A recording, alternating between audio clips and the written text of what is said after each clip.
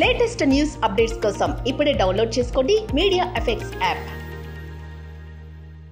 Welcome to media effects. ఓవైపు పోలీసులు పిన్నెల్లి రామకృష్ణారెడ్డి కోసం గాలిస్తుంటే మరోవైపు ఏపీలో ఆయన కేంద్రంగా పొలిటికల్ పంచాయతీ కొనసాగుతుంది. ఈవీఎం ధ్వంసం చేసిన పిన్నెల్లిపై అత్యాయత్నం కేసు పెట్టాలని టీడీపీ డిమాండ్ చేస్తుంటే వైసీపీ కూడా గట్టిగానే కౌంటర్ ఇస్తుంది. ఇక ఈ ఘటన సమయంలో విధుల్లో ఉన్న ఉద్యోగులపై వేటు వేసింది ఎన్నికల సంఘం. ఆంధ్రప్రదేశ్లో ఎన్నికల అనంతరం జరిగిన హింసపై రాజకీయ రగడ కొనసాగుతూనే ఉంది.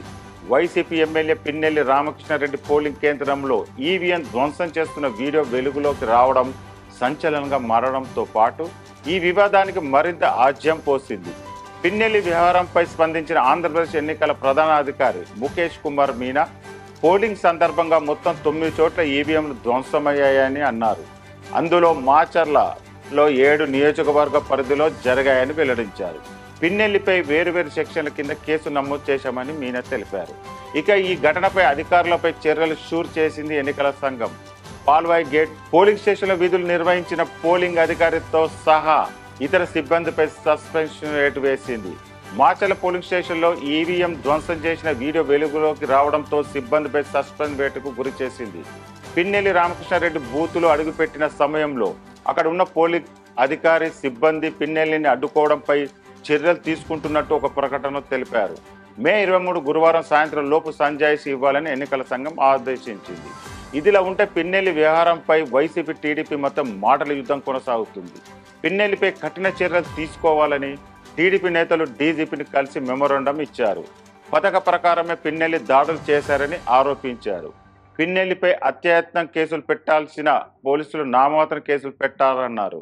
పిన్నెల్లిపై అత్యాయత్నం కేసుతో పాటు అనర్హత వేటు వేయాలని డిమాండ్ చేశారు. టీడీపీ వాదనకు వైసీపీ కౌంటర్ ఇచ్చింది.